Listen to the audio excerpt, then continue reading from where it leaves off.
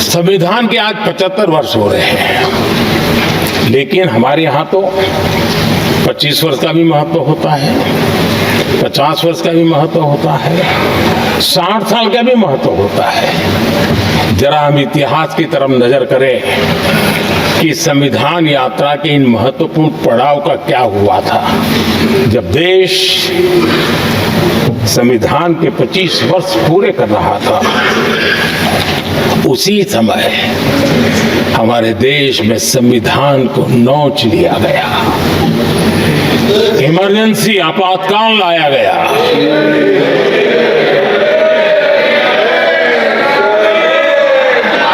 संवैधानिक व्यवस्थाओं को समाप्त कर दिया गया, देश को जेल खाना बना दिया गया, नागरिकों के अधिकारों को लूट लिया गया, प्रेस की स्वतंत्रता को ताले लगा दिए गए,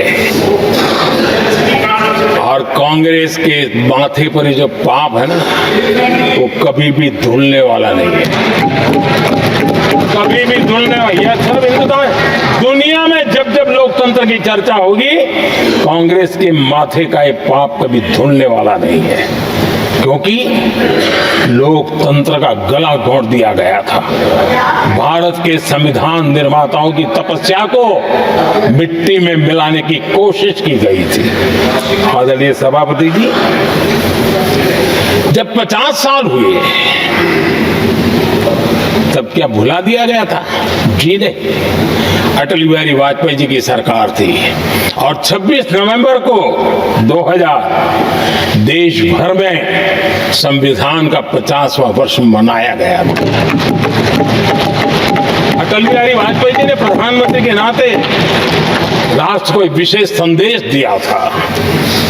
एकता, जनभागीदारी, साझेदारी, उसके महत्व पर बल देते हुए उन्होंने संविधान की भावना को जीने का प्रयास किया था, जनता को जगाने का भी प्रयास किया था। और अध्यक्ष जी, जब देश संविधान का 50 वर्ष मना रहा था और जब 50 वर्ष की पूर्णाहुति हुई, तो ये मेरा भी सौभाग्य था कि मुझे भी संविधान की प्रक्रिया से मुख्यमंत्री बनने का अवसर मिल गया।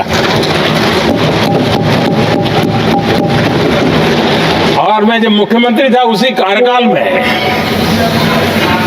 संविधान के 60 साल हुए और तब मैंने तय किया था मुख्यमंत्री के नाते कि हम गुजरात में संविधान के 60 साल मनाएंगे। और इतिहास में पहली बार ऐसा हुआ है जब संविधान के ग्रंथ को हाथी पर बनाई हुई अंबाड़ी में रखा गया, उस विशेष व्यवस्था में रखा गया।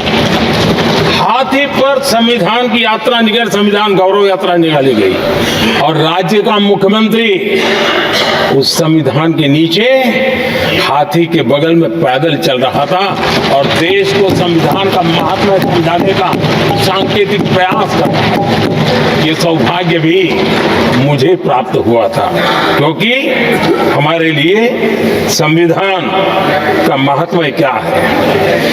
और आज 75 साल हुए हमें अवसर मिला। और मुझे याद है जब मैंने लोकसभा के पुराने सदन के अंदर जब 26 नवंबर को संविधान दिवस मनाने की बात कही थी, तब एक वरिष्ठ नेता ने सामने से आवाज उठाई थी कि 26 जनवरी तो है, 26 नवंबर की क्या जरूरत है। क्या भावना घर कर गई थी, ये बहुत पुरानी बात नहीं है।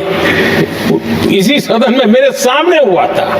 लेकिन आदरणीय सभापति जी, मेरे लिए खुशी की बात है कि इस विशेष सत्र में अच्छा होता, संविधान की शक्ति, संविधान की विविधताओं पर चर्चा होती, नई पीढ़ी को काम आता। लेकिन हर एक की अपनी अपनी मजबूरियां होती है, हर कोई अपना दुख किसी न किसी रूप में प्रकट करता रहता है। कईयों ने अपनी विफलताओं का दुख प्रकट किया है। अच्छा होता दलगत की भावनाओं से उठ करके देश हित में संविधान की चर्चा हुई होती तो एक समृद्धि मिलती अनेक देश की नई पीढ़ी को। आदरणीय सभापति जी, मैं तो संविधान के प्रति विशेष आदर का भाव व्यक्त करना चाहूँगा। इस संविधान की भावना थी कि मेरे जैसे अनेक लोग जो यहाँ ये संविधान था जिसके कारण हम पहुंच पाए, क्योंकि हमारा कोई बैकग्राउंड नहीं था, हम यहाँ तक कैसे आते हैं। ये संविधान का सामर्थ्य था, जनता जनार्दन के आशीर्वाद थे, इतना बड़ा दायित्व। और मेरे जैसे बहुत लोग यहाँ भी हैं जिनका ऐसा कोई बैकग्राउंड नहीं है, यही एक सामान्य परिवार से आए हैं और आज संविधान ने हमें यहाँ तक पहुँचाया है। और ये भी कितना बड़ा सौभाग्य है कि हमें देश ने इतना स्नेह दिया, एक बार नहीं, दो बार नहीं, 3 बार। ये हमारे संविधान के बिना संभव नहीं था। आदरणीय सभापति जी,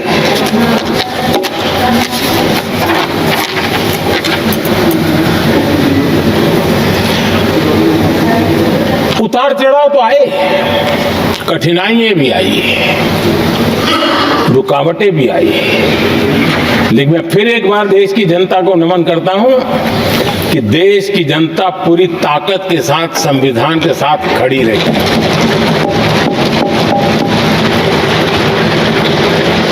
आदरणीय सभापति जी, मैं आज यहां किसी की व्यक्तिगत आलोचना करना नहीं चाहता हूं, लेकिन तथ्यों को देश के सामने रखना जरूरी है और इसलिए मैं तथ्यों को रखना चाहता हूं।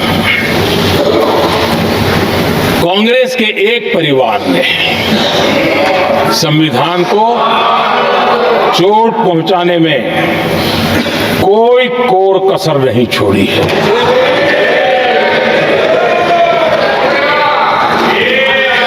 और मैं इसलिए एक परिवार का उल्लेख करता हूं कि 75 साल की हमारी यात्रा में 55 साल एक ही परिवार ने राज किया है। इसलिए देश को क्या क्या हुआ है ये जानने का अधिकार है। और इस परिवार के कुविचार, कुरीति, कुनीति, इसकी परंपरा निरंतर चल रही है। हर स्तर पर इस परिवार ने संविधान को चुनौती दी है।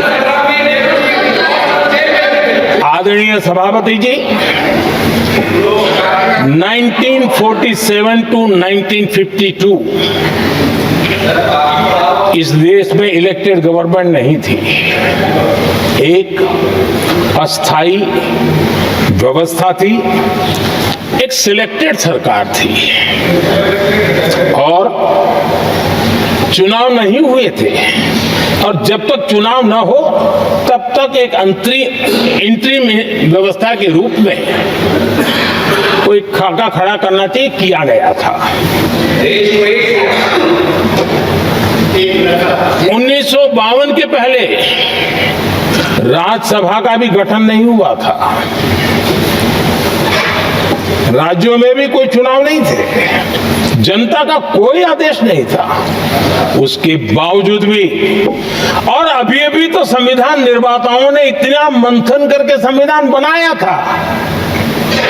1951 में जबकि चुनी हुई सरकार नहीं थी, उन्होंने ऑर्डिनेंस करके संविधान को बदला और किया क्या? अभिव्यक्ति की आजादी पर हमला कर दिया गया।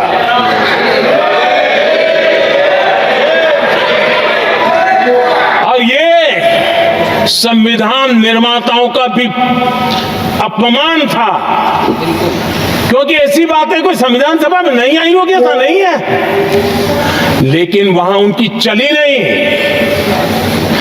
तो बाद में जैसे ही मौका मिला उन्होंने अभिव्यक्ति की इस आजादी को उस पर उन्होंने हथौड़ा मार दिया। और ये संविधान निर्माताओं का घोर अपमान है। अपने मन की चीजें जो संविधान सभा के अंदर नहीं करवा पाए वो उन्होंने पिछले दरवाजे से किया, और वो भी चुनी हुई सरकार के वो प्रधानमंत्री नहीं थे, उन्होंने पाप किया था। इतना ही नहीं, इतना ही नहीं, आदरणीय सभापति जी, उसी दौरान उस समय के प्रधानमंत्री पंडित नेहरू जी ने मुख्यमंत्रियों को एक चिट्ठी लिखी थी। उस चिट्ठी में उन्होंने लिखा था, नेहरू जी लिखते हैं, अगर संविधान हमारे, आगे नेहरू जी लिखते हैं, अगर संविधान हमारे रास्ते के बीच में आ जाए, ये नेहरू जी लिख रहे हैं, अगर संविधान हमारे रास्ते के बीच में आ जाए, आगे नेहरू जी कह रहे हैं, तो हर हाल में संविधान में परिवर्तन करना चाहिए। ये नेहरू जी ने मुख्यमंत्रियों को चिट्ठी लिखी।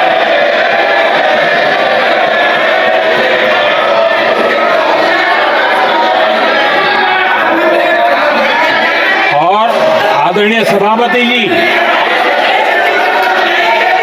ये भी देखिए, 1951 में ये पाप किया गया, लेकिन देश चुप नहीं था। उस समय राष्ट्रपति डॉक्टर राजेंद्र प्रसाद जी ने चेताया, ये गलत हो रहा है।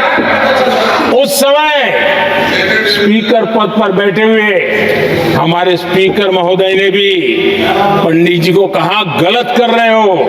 इतना ही नहीं, आचार्य कृपलानी जी, जयप्रकाश नारायण जैसे महान कांग्रेसी लोगों ने भी पंडित नेहरू ने कहा कि ये रोको, लेकिन पंडित जी का अपना संविधान चलता था और इसलिए उन्होंने इतने वरिष्ठ महानुभावों की सलाह मानी नहीं और उसे भी उन्होंने दरकिनार कर दिया। और आदरणीय सभापति जी, ये संविधान संशोधन करने का ऐसा खून कांग्रेस के मुंह लग गया कि समय समय पर वो संविधान का शिकार करती रही। ये खून मुंह पे लग गया। इतना ही नहीं, संविधान के स्पिरिट को लहू लहान करती रही। आदरणीय सभापति जी, करीब 6 दशक में 75 बार संविधान बदला गया।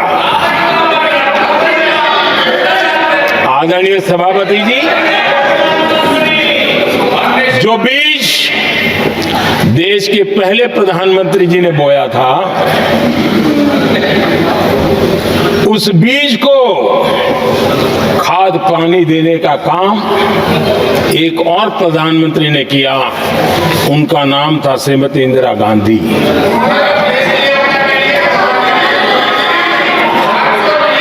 जो पाप पहले प्रधानमंत्री करके गए और जो खून लग गया था 1971 में, सुप्रीम कोर्ट का एक फैसला आया था। उस सुप्रीम कोर्ट के फैसले को संविधान बदल करके पलट दिया गया और 71 में ये संविधान संशोधन किया गया था।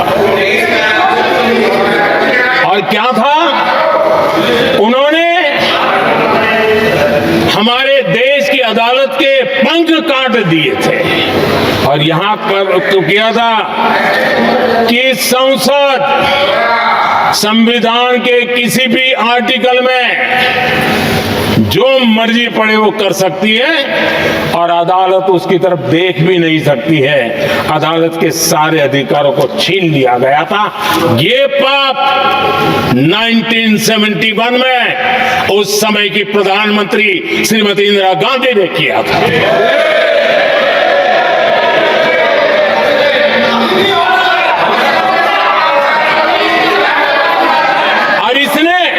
इस परिवर्तन ने इंदिरा जी की सरकार को मौलिक अधिकारों को छीनने का और न्यायपालिका पर नियंत्रण करने का अधिकार दिया, सक्षम बना दिया था। आदरणीय सभापति जी, खून मुंह पे लग गया था, कोई रोकने वाला था नहीं। और इसलिए जब इंदिरा जी के चुनाव को गैर रीति के कारण, असंवैधानिक तरीके से चुनाव लड़ने के कारण अदालत ने उनके चुनाव को खारिज कर दिया और उनको एमपी पद छोड़ने की नौबत आई, तो उन्होंने गुस्से में आकर के देश पर इमरजेंसी थोप दी, आपातकाल लगा दिया अपनी कुर्सी बचाने के लिए। और उसके बाद इतना ही नहीं, उन्होंने इमरजेंसी तो लगाई, संविधान का दुरुपयोग तो किया ही किया, भारत के लोकतंत्र का गला तो घोंट ही दिया। लेकिन 1975 में 39वां संशोधन किया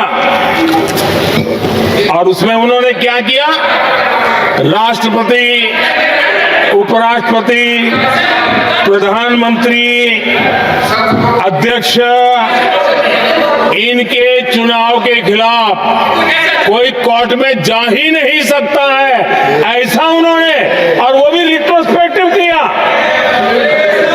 आगे के लिए नहीं, पीछे का भी, अपने पापों का भी उन्होंने।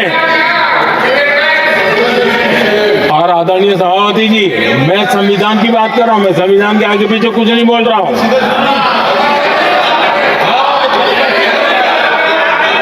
आदरणीय सभापति जी,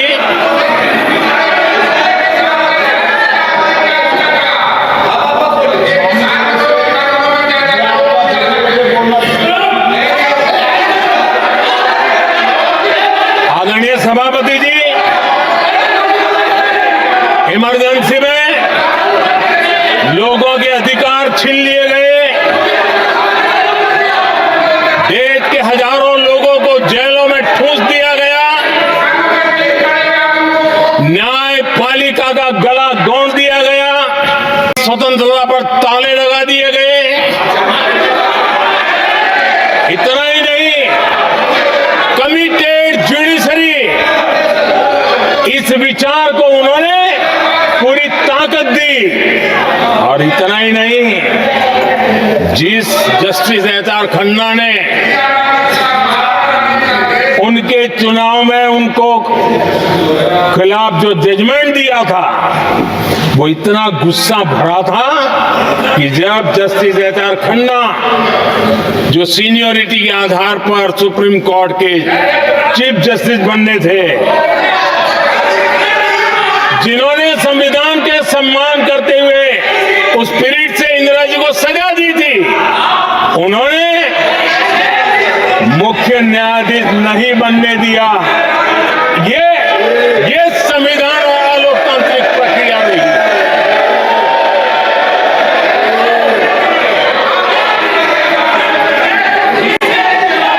आदरणीय सभापति जी, यहां भी ऐसे कई दल बैठे हैं जिनके मुखिया भी सारे जेल में हुआ करते थे। ये इनकी मजबूरी है कि वहां जाके बैठे हैं। उनको भी जेलों में ठूस दिया गया था। आदरणीय सभापति जी, देश पर जुल्म तांडव चल रहा था, निर्दोष लोगों को जेलों में ठूस दिया जाता था, लाठियां बरताई जाती थी, कई लोग जेलों में मौत के शरण हो गए थे और एक निर्दयी सरकार संविधान को चूर चूर करती रही थी। आदरणीय सभापति जी, ये परंपरा यहां नहीं रुकी। जो परंपरा नेहरू जी ने शुरू की थी, जिसको दूसरे प्रधानमंत्री जी इंदिरा जी ने आगे बढ़ाया, क्योंकि खून मुंह पे लग गया था और इसलिए राजीव गांधी जी प्रधानमंत्री बने। उन्होंने संविधान को एक और गंभीर झटका दे दिया। सबको समानता, सबको समानता, सबको न्याय, उस भावना को चोट पहुंचाई। आदरणीय सभापति जी, आपको मालूम है, सुप्रीम कोर्ट ने शाहबानो का जजमेंट दिया था। एक भारत की महिला को न्याय देने का काम संविधान की मर्यादा और स्पीड के आधार पर देश की सुप्रीम कोर्ट ने दिया था। एक वृद्ध महिला को उसका हक मिला था सुप्रीम कोर्ट से, लेकिन उस समय के प्रधानमंत्री राजीव गांधी ने शाहबानो की उस भावना को, सुप्रीम कोर्ट की उस भावना को नकार दिया और उन्होंने वोट बैंक की राजनीति के खातिर संविधान की भावना को बलि चढ़ा दिया और कट्टरपंथियों के सामने सर झुकाने का काम कर दिया। उन्होंने न्याय के लिए तड़प रही एक वृद्ध महिला को साथ देने के बजाय उन्होंने कट्टरपंथियों का साथ दिया। संसद में कानून बना करके सुप्रीम कोर्ट के निर्णय को फिर एक बार पलट दिया गया। आदरणीय सभापति जी, बात वहां से नहीं अटकी है। नेहरू जी ने शुरू किया, इंदिरा जी ने आगे बढ़ाया और राजीव जी ने भी उसको ताकत दी, खाद पानी देने का काम किया।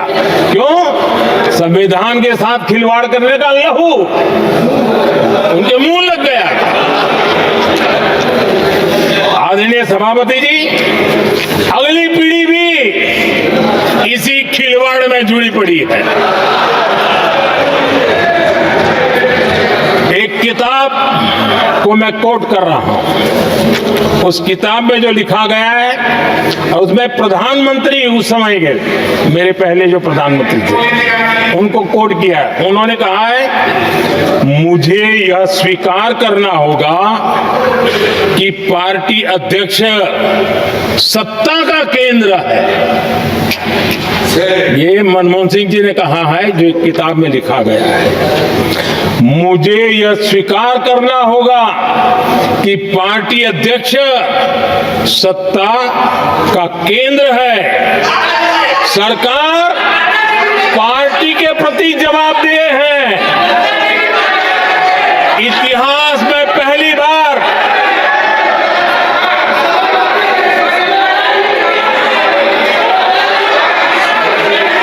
आदरणीय सभापति जी, नहीं, आप सदन इतिहास तरीके में से पहली बार ये तरीका बिल्कुल ठीक नहीं है। सदन के नेता बोल रहे हैं, आपको मर्यादा रखनी चाहिए। ऐसे सदन नहीं चलेगा इस तरीके से, गलत तरीका आपका ये। माननीय प्रधानमंत्री जी, आदरणीय सभापति जी, इतिहास में पहली बार संविधान को ऐसी गहरी चोट पहुंचा दी गई। संविधान निर्माताओं ने चुनी हुई सरकार और चुने हुए प्रधानमंत्री की कल्पना तक ही हमारा संविधान था, लेकिन इन्होंने तो प्रधानमंत्री के ऊपर एक गैर संवैधानिक और जिसने कोई शपथ भी नहीं लिया था, नेशनल एडवाइजरी काउंसिल पीएमओ के भी ऊपर बैठा दिया, पीएमओ के ऊपर अघोषित दर्जा दे दिया गया।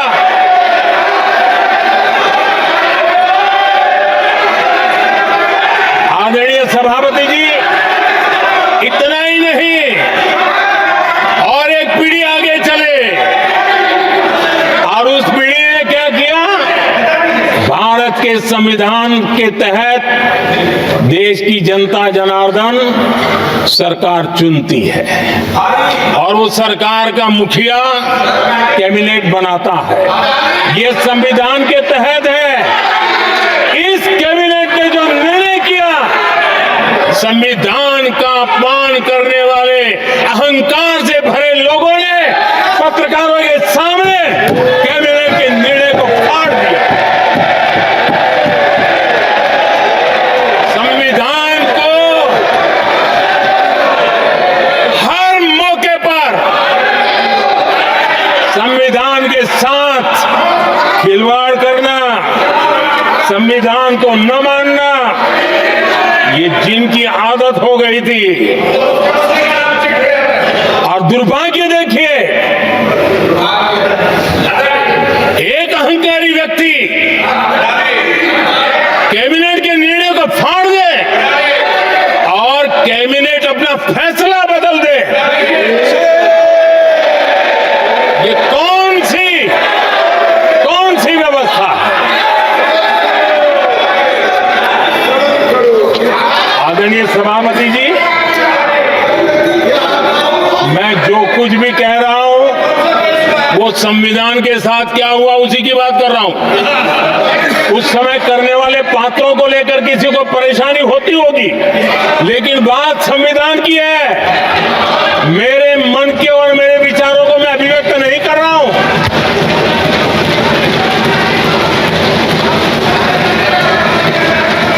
आदरणीय सभापति जी, कांग्रेस ने निरंतर संविधान की अवमानना की, संविधान के महत्व को कम किया।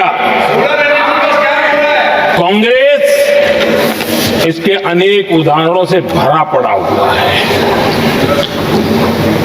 संविधान के साथ धोखेबाजी कैसे करते थे, संवैधानिक संस्थाओं को कैसे नहीं मानते थे, इस देश में बहुत कम लोगों को मालूम होगा। 370 की तो पता है सबको, 35A का पता बहुत कम है। संसद में आए बिना, जबकि संसद में आना पड़ता, संसद को ही अस्वीकार कर दिया गया। भारत के संविधान का अगर कोई पहला पुत्र है तो संसद है, उसको भी उन्होंने गला घोटने का काम किया। 35A जो संसद में लाए बिना उन्होंने देश पर थोप दिया, और अगर 35A न होता तो जम्मू कश्मीर में जो हालत पैदा हुई वो हालत पैदा न हुई होती। राष्ट्रपति के आदेश पर यह काम किया गया और देश की संसद को अंधेरे में रखा गया। आदरणीय सभापति, ये संसद का अधिकार था, कोई अपनी मनमानी से नहीं कर सकता था, लेकिन उनके पास बहुमत था, कर सकते थे, लेकिन वो नहीं किया क्योंकि पेट में पाप था, देश की जनता से छुपाना चाहते थे। आदरणीय सभापति जी, इतना ही नहीं, बाबा साहब आंबेडकर जिनके प्रति आज सम्मान का भाव सब कोई अनुभव कर रहा है, और हम लोगों के लिए तो बहुत विशेष है, क्योंकि हम लोगों के लिए तो जीवन में बहुत बड़ी जो कुछ भी रास्ते मिले ना वहीं से मिले हैं। आदरणीय सभापति जी, बाबा साहब आंबेडकर, इनके प्रति भी इनके मन में कितनी कटुता भरी थी, कितना द्वेष भरा था, मैं आज उसके डिटेल में जाना नहीं चाहता हूं, लेकिन जब अटल जी की सरकार थी तब बाबा साहब आम्बेडकर, उनका जो महापरिनिर्वाण भूमि है, वहां पर अलीपुर रोड पर अटल जी की सरकार में बाबा साहब आम्बेडकर जी के स्मृति में एक स्मारक बनाना तय हुआ। अटल जी के समय ये नहीं हुआ। दुर्भाग्य देखिए, 10 वर्ष यूपीए की सरकार रही, उसने इस काम को नहीं किया, न होने दिया। बाबा साहब आम्बेडकर का जब हमारी सरकार आई, बाबा साहब आम्बेडकर के प्रति हमारा श्रद्धा होने के कारण हमने अलीपुर रोड पर बाबा साहब मेमोरियल बनाया और उसका काम किया। आदरणीय सभापति जी, दिल्ली में जब बाबा साहब आम्बेडकर के 1992 में, उस समय चंद्रशेखर जी कुछ समय थे, तब एक निर्णय किया गया था, आम्बेडकर इंटरनेशनल सेंटर, यही जनपद के पास 40 साल तक वो कागज पे ही पड़ा रहा, नहीं किया गया। और तब जाकर के 2015 में हमारी सरकार आई और हमने आकर के इस काम को पूरा किया। बाबा साहब को भारत रत्न देने का काम भी जब कांग्रेस सत्ता से बाहर गई तब संभव हुआ। इतना ही नहीं, आदरणीय सभापति जी, बाबा साहब आम्बेडकर के 125 साल तो हमने पूरी दुनिया में बनाए थे, विश्व के 120 देशों में बनाने का काम किया था। लेकिन जब बाबा साहब आम्बेडकर की शताब्दी थी, तब अकेली बीजेपी की सरकार थी मध्य प्रदेश में। सुंदरलाल जी पटवा हमारे मुख्यमंत्री जी थे, और महू में जहां बाबा साहब आम्बेडकर जी का जन्म हुआ था, उसको एक स्मारक के रूप में पुनर्निर्माण करने का काम सुंदरलाल पटवा जी जब मुख्यमंत्री थे तब मध्य प्रदेश में हुआ था। शताब्दी के समय भी उनके साथ यही किया गया था। आदरणीय सभापति जी,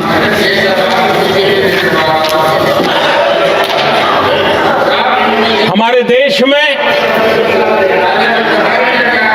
बाबा साहब आम्बेडकर एक दीर्घदृष्टा थे। समाज के दबे कुचले लोगों को मुख्य धारा में लाने के लिए वो प्रतिबद्ध थे, और एक लंबे सोच के साथ भारत को अगर विकसित होना है तो भारत का कोई अंग दुर्बल नहीं रहना चाहिए, ये चिंता बाबा साहब को सताती थी। और तब जाकर के हमारे देश में आरक्षण की व्यवस्था बनी। लेकिन वोट बैंक की राजनीति में छुपे हुए लोगों ने, डूबे हुए लोगों ने धर्म के आधार पर, तुष्टीकरण के नाम पर आरक्षण के अंदर कुछ न कुछ नुक्सेदनी करने का प्रयास किया, और इसका सबसे बड़ा नुकसान एससी, एसटी और ओबीसी समाज को हुआ है। आदरणीय सभापति जी, आरक्षण की कथा बहुत लंबी है। नेहरू जी से लेकर के राजीव गांधी तक कांग्रेस के प्रधानमंत्रियों ने आरक्षण का घोर विरोध किया है। हिस्ट्री कह रही है, आरक्षण के विरोध में लंबी लंबी चिट्ठियां स्वयं नेहरू जी ने लिखी है, मुख्यमंत्रियों को लिखी है। इतना ही नहीं, सदन में आरक्षण के खिलाफ लंबे लंबे भाषण इन लोगों ने किए हैं। बाबा साहब आम्बेडकर समता के लिए और भारत में संतुलित विकास के लिए आरक्षण की लेकर के आए, उन्होंने उसके खिलाफ भी झंडा ऊंचा किया हुआ था। दशकों तक मंडल कमीशन के रिपोर्ट को डिब्बे में डाल दिया था। जब कांग्रेस को देश ने हटाया, जब कांग्रेस गई, तब जाकर के ओबीसी को आरक्षण मिला, तब तक ओबीसी को आरक्षण नहीं मिला। ये कांग्रेस का पाप है। अगर उस समय मिला होता तो आज देश के अनेक पदों पर ओबीसी समाज के लोग भी देश की सेवा करते, लेकिन नहीं करने दिया, नहीं होने दिया। ये पाप इन्होंने किया था।